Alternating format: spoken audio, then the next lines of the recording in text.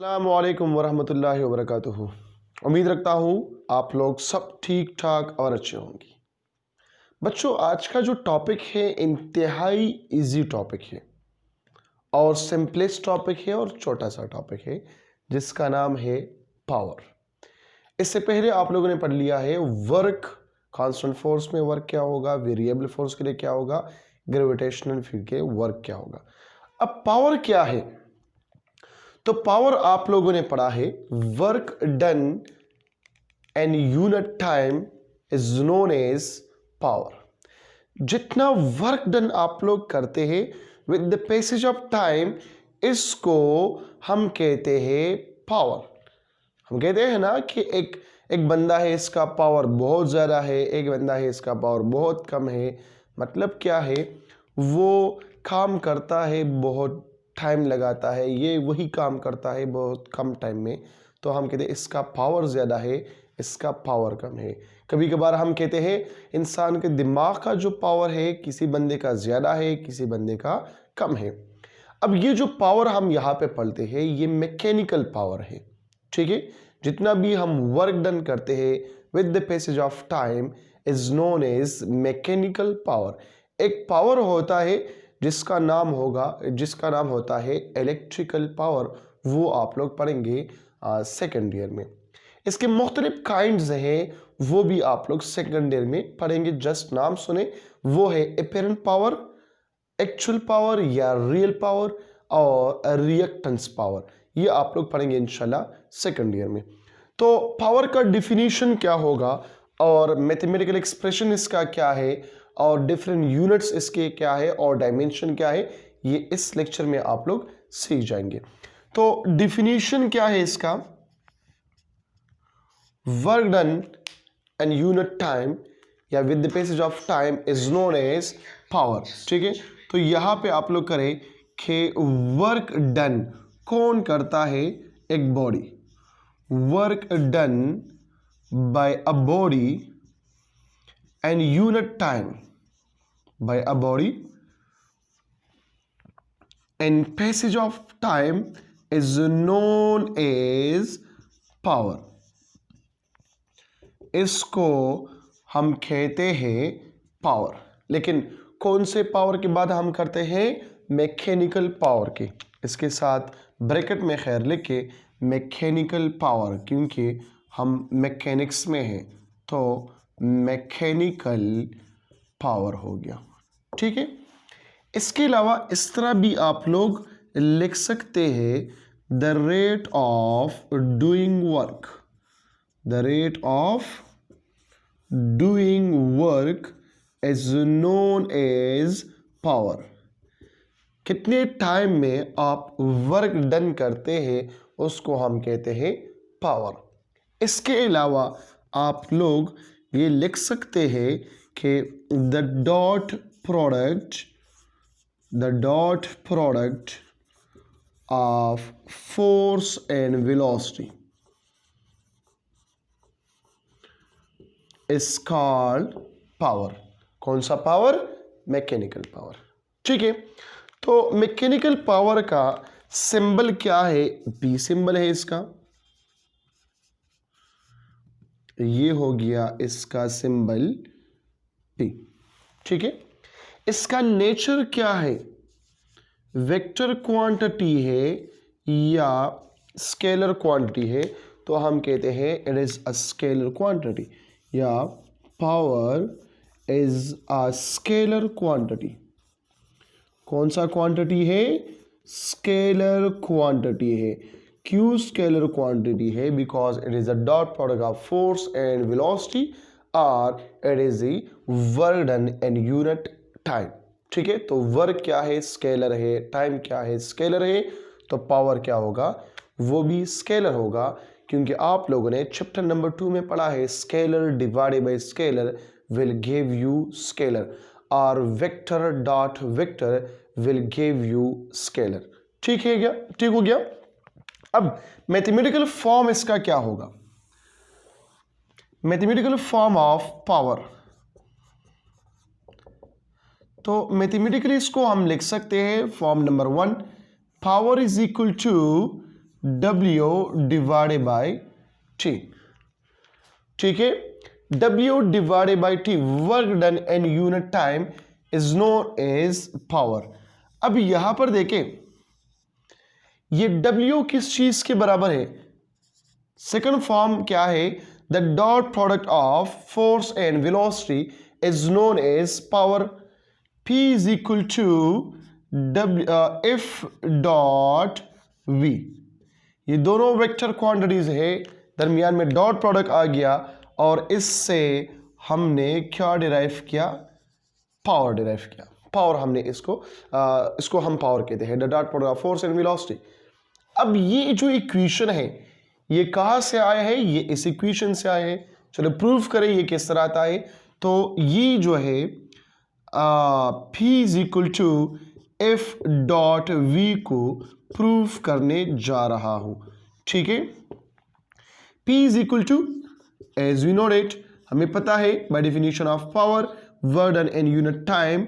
ठीक है, तो वर्क किस चीज के बराबर है? वर्क आपको पता भी है, लास्ट लेक्चर्स में आप लोगों ने पढ़ा है, F dot D, the dot product of force and displacement is known as work. तो ये इक्वेशन यहां पर पुट करें तो क्या आ जाएगा? P is equal to F dot D divided by T। अब देखो D डिवाइडेड बाई T ये किस चीज के बराबर है? Displacement per unit time is known as velocity. इसको हम वेलोसिटी कहते हैं। तो पुट करें यहां पे कि इसका आंसर क्या होगा? P is equal to F अपने जगह पे, डॉट अपने जगह पे, और इसके जगह आ गया velocity. P is equal to F dot V। Clear हो गया? अब इस पावर का एक्सप्लेनेशन करें आप लोग। एक्सप्लेनेशन ऑफ पावर,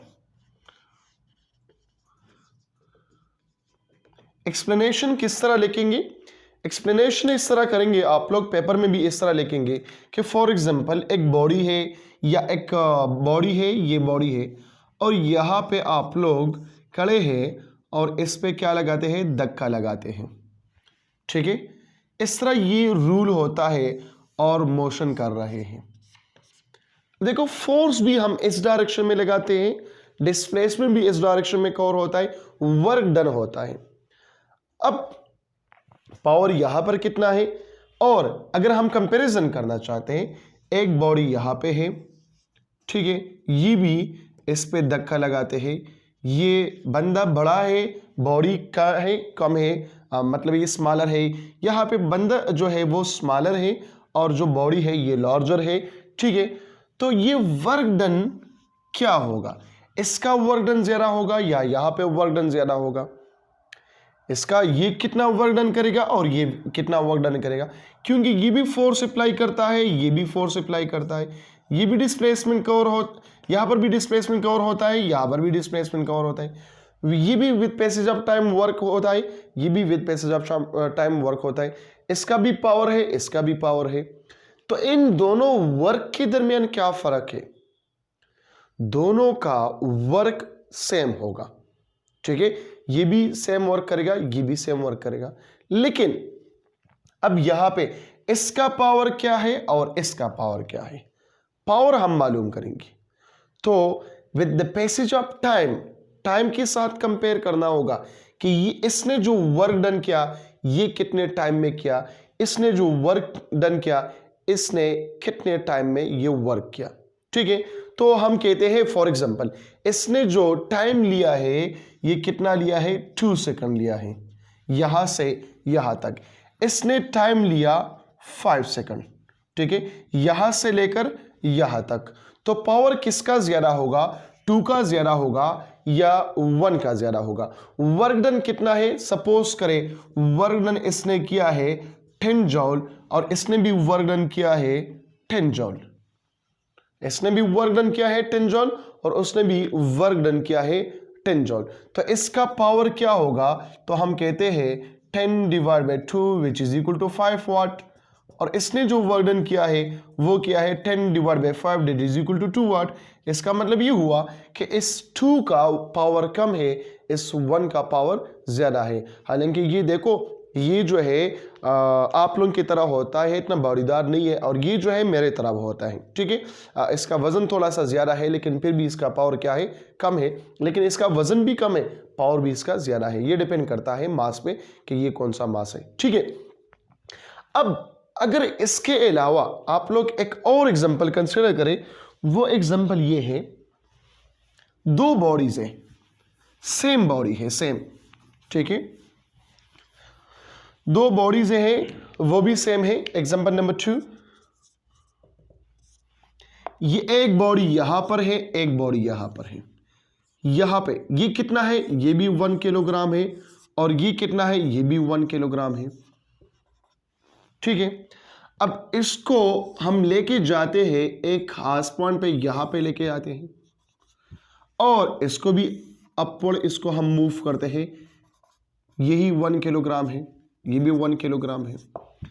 अब ये कौन मूव करते हैं, फॉर एग्जांपल अगेन यहां पे जो बंदा है, इसको हम, जिससे हम इसको मूव करना चाहते हैं, इस बंदे का जो क्या है, फॉर एग्जांपल इसका वेट कितना है, इसका मास कितना है, ये है 100 किलोग्राम, और यहां पे एक है, इसका मास कितना है, सपोज करें 50 किलोग्राम, ठीक है।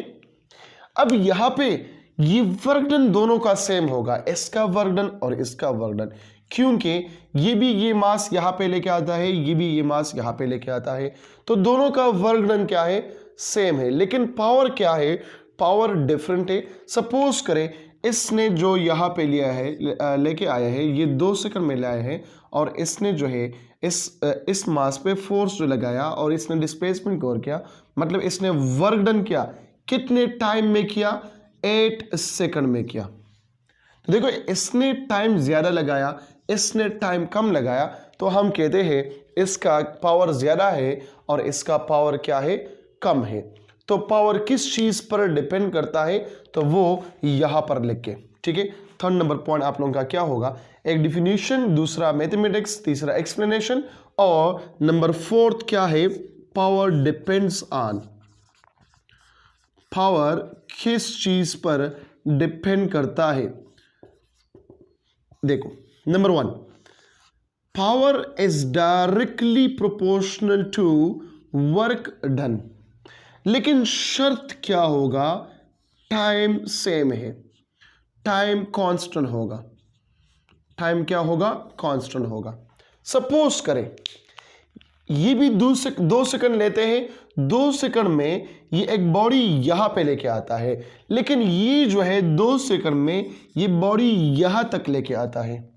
तो अब मुझे बताइए पावर किसका ज्यादा होगा, पावर इसका ज्यादा होगा, क्योंकि इसने वर्क डन ज्यादा किया और इसने वर्क डन क्या किया, कम किया। इसने डिस्प्लेसमेंट जो है कम कवर किया है, इसने डिस्प्लेसमेंट ज्यादा कवर किया है। इसका वर्क डन ज्यादा है, इसका वर्क डन कम है, ठीक है। इसलिए मैंने लिख दिया यहां पे कि पावर डायरेक्टली प्रोपोर्शनल है वर्क डन के साथ। अब जिस बंदे ने वर्क डन ज्यादा किया है, वही एग्जैक्टली वही टाइम में, 2 सेकंड में, 10 सेकंड में, 100 सेकंड में, और दूसरा बंदा है उसने पावर कम, वर्क कम किया है उतनी ही सेकंड में जिसने पहले वाले ने काम किया है। तो पावर किसका ज्यादा होगा, पहले वाले का पावर ज्यादा होगा, और सेकंड वन का पावर क्या होगा, कम होगा, ठीक है। तो इससे आप लोग मुख्तलिफ इक्वेशन बना सकते हैं बेटा। कौन कौन सी equation, for example P1 divided by P2, ये बराबर होगा वर्क 1 डिवाइडेड बाई वर्क 2, और इससे डिफरेंट इक्वेशन आप लोग खुद बनाए कि फॉर एग्जांपल 2 कंपैरिजन आप लोग करते हैं, तो पहले का पावर मालूम करें, अगर वर्क 1, वर्क 2 और पावर 2 मालूम है, ठीक है। इसके अलावा पावर 2 का वैल्यू मालूम करें, इसके अलावा W1 का वैल्यू मालूम करें, इसके अलावा W2 का वैल्यू मालूम करें, एटसेट्रा। तो इस एक इक्वेशन से आपके पास 4 और इक्वेशन आ गई, ठीक है। अब सेकंड जो पैरामीटर है जिस पे वर्क पावर डिपेंड करता है, वो क्या है, टाइम। लेकिन टाइम के साथ पावर का रिलेशनशिप क्या होगा, वो इनवर्स होगा। क्या होगा? इनवर्स रिलेशन होगा। Number 2, power is inversely proportional to time. लेकिन यहां पे कांस्टेंट ऑफ प्रोपोर्शनलिटी क्या है? वर्क है। वर्क कांस्टेंट होगा। जिस तरह मैंने यहां पे आप लोगों को बताया, इसने 2 सेकंड में ये 1 किलोग्राम मास यहां पे लाए हैं, लेकिन इसने 8 सेकंड में ये 1 किलोग्राम मास यहां पे लेके आए हैं। तो मुझे ये बताइए कि पावर किसका ज्यादा है? जिसने कम टाइम लिया है, तो जिसका टाइम कम है पावर उसका ज्यादा है, जिसने टाइम ज्यादा लिया है इसका पावर क्या है? कम है। ठीक है, फर्दर इससे जो है 4 इक्वेशन खुद बनाए। किस तरह? पावर 1 डिवाइडेड बाय, अगर दोनों कंपैरिजन करते हैं, एक दूसरे पे डिवाइड करते हैं, ठीक है, ये होगा T2 डिवाइडेड बाय T1। समझ आ रही बात की? क्लियर हो गई बात? अब एनर्जी के लिहाज से भी आप लोग कर सकते हैं। ठीक है, power is directly proportional to energy loss और एनर्जी कंज्यूम और एनर्जी सप्लाइड, क्योंकि वर्क डन से ही हम एनर्जी को मालूम करते हैं, पोटेंशियल एनर्जी है या काइनेटिक एनर्जी है। ठीक हो गया। अब नंबर 5 आप लोग जब पेपर में लिखने वाले हैं वो क्या लिखेंगे? Units of power. Units of power. Power की यूनिट्स क्या है? आप लोगों ने सुना होगा यूनिट ऑफ पावर, मैंने लिखा है यूनिट्स ऑफ पावर। पावर की यूनिट्स कितने हैं? तो नंबर 1 इसका जो यूनिट है उसको हम कहते हैं SI यूनिट या स्टैंडर्ड यूनिट। तो SI यूनिट और स्टैंडर्ड यूनिट ये इसका है वाट, WATT वाट, और इसका सिंबल क्या है? W, कैपिटल W से हम इसको डिनोट करते हैं। अब इनके इस सिस्टम में ये किस चीज के बराबर है? मतलब डिराइव यूनिट क्या होगा? ये वाट किस चीज से, कौन सी यूनिट से बना हुआ है? तो नंबर A, ये बना हुआ है किस चीज से? जूल पर सेकंड से। मतलब 1 वाट पावर बराबर होगा जब 1 सेकंड में 1 जूल वर्क हो जाए, उसको हम कहते हैं कि पावर कितना है इसका? 1 वाट है। फॉर एग्जांपल 2 जूल 1 सेकंड में हो जाए तो फिर हम कहते हैं कि 2 वाट इसका क्या है? पावर है। ठीक है, तो पावर किस चीज से बना है? जूल पर सेकंड। मतलब 1 watt is equal to 1 joule divided by 1 second. इसके अलावा आप लोगों को पता है, आप लोगों ने यहां पर लिखा भी है, ठीक है, कि product of force and velocity is called power. इसका मतलब ये हुआ कि न्यूटन मीटर पर सेकंड भी क्या है? पावर का यूनिट है। कौन सा यूनिट है? डिराइव यूनिट है, एमसीक्यूज में आ सकते हैं। ठीक है, नंबर 3 इसका क्या है? इन टर्म ऑफ बेस यूनिट इसको लिखे तो और भी आसान होगा। न्यूटन किस चीज के बराबर है? किलोग्राम मीटर पर सेकंड स्क्वायर के बराबर है, और मीटर पर सेकंड अपनी जगह पे आ गया तो इससे क्या बन गया? किलोग्राम मीटर स्क्वायर पर सेकंड क्यूब। ये इसका बेस यूनिट हो गया। ठीक है, अगर इसका डिराइव CGS यूनिट आप लोग मालूम करना चाहते हैं तो बिल्कुल मालूम करें, आप लोगों को इजाजत है। ये से क्या आएगा? मैं डायरेक्टली इन तीनों से कहता हूं। नंबर A, अगर इसका स्टैंडर्ड यूनिट हम लिखे यहां पे डिराइव यूनिट में, तो ये लिखना होगा अर्ज पर सेकंड। अर्ज पर सेकंड न्यूमेरिकल वैल्यू फिर आप लोग बाद में इसमें पुट कर सकते हैं, मतलब 10 पावर 7 अर्ज पर सेकंड होगा। ठीक है, लेकिन जस्ट मैं यूनिट की बात करता हूं, नंबर की बात नहीं करता। नंबर B यहां पे ये डाइन हो गया, और सेंटीमीटर पर सेकंड, और इन टर्म ऑफ बेस इसको आप लोग लिख सकते हैं, ये वाला है, ये ग्राम सेंटीमीटर स्क्वायर पर सेकंड क्यूब। ठीक हो गया। अब 1 जूल पर सेकंड ये बराबर है किस चीज के? 10 पावर 7। तो यहां पे लिख सकते हैं फिर 10 पावर 7 अर्ज पर सेकंड। ये बराबर है 10 पावर 7 डाइन सेंटीमीटर पर सेकंड। ये बराबर है 10 पावर 7 ग्राम सेंटीमीटर स्क्वायर पर सेकंड क्यूब। ठीक हो गया। तो ये इन टर्म ऑफ CGS आ गया। अब इन टर्म ऑफ FPS सिस्टम क्या होगा, मतलब in British system unit of power क्या है। तो वो यूनिट ऑफ पावर क्या है, वो तो बड़ा यूनिट है, क्या होगा, चलो लिखते हैं। नंबर फिफ्थ यूनिट इसका क्या है, FPS सिस्टम या ब्रिटिश सिस्टम में इसका यूनिट क्या होगा। तो ब्रिटिश सिस्टम में इसका यूनिट है kilowatt hour, sorry horse power. इसका यूनिट है क्या, हॉर्स पावर। ठीक है, horse power is the British unit of power. और 1 हॉर्स पावर जो HP से हम इसको डिनोट करते हैं और लिखते हैं कि 1 हॉर्स पावर ये बराबर है 746 वाट के बराबर है। इससे आप लोग वो रेशो वाले MCQs बना दें जिस तरह आप लोगों को मैंने सिखाए हैं, समझाए हैं। आप लोग लोग हैं वो खुद लिखे। ठीक है, ratio of British to SI system. ठीक है, ये इसका नंबर 1 हो गया। अब इसको अगर आप लोग लिखे in term of derive unit तो फिर होगा 1 horse power is equal to 746 और यहाँ पे लिख के जॉल पर सेकंड।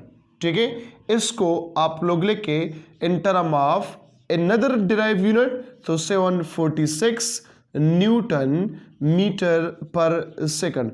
इसको in term of derive unit लिखना चाहते हो तो 1 horse power is equal to 746 kilogram metre square पर second cube. In term of इसको CGS में लिखना चाहते हो so 1 horse power is equal to 746 multiply by 10 power 7 erg पर सेकंड।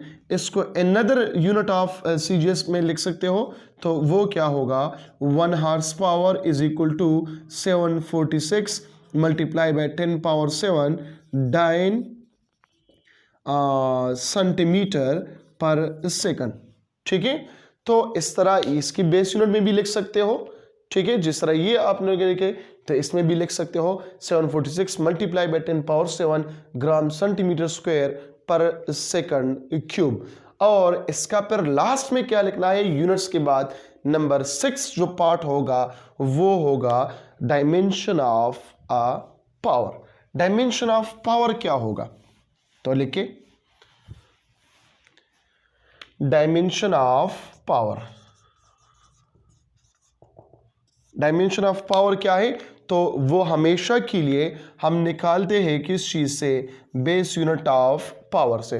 तो kg है तो यहाँ पे हम लगाते हैं m, वहाँ पे m स्क्वायर है तो यहाँ पे होगा l स्क्वायर, वहाँ पे s divided by t cube है, या इसको हम लिखते हैं m l square t power -3।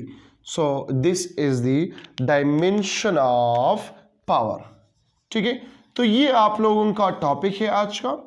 इस पे MCQ सॉल्व करें और इस पे एक क्या लिखे, नोट्स लिखे, जितनी भी बातें मैंने किए हैं वो आप लोग नीट कॉपियों में लिख के, अगर कोई क्वेश्चन है आप लोगों के वो कमेंट में आप लोग बता सकते हैं। अपना बहुत सारा ख्याल रखें। Thank you so much. अल्लाह हाफिज़।